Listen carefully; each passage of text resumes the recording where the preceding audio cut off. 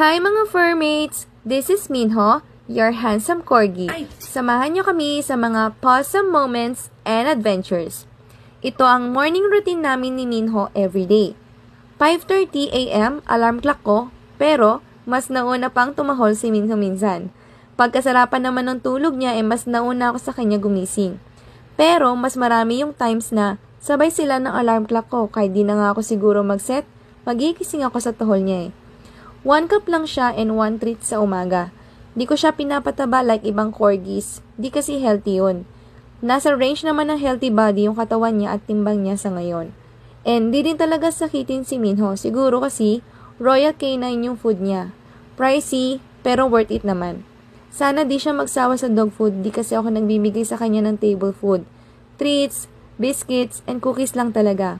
Kapag may chicken breast, dapat yung walang alat, para di niya ayawan yung dog food niya. Wala din siyang vitamins na tinitake.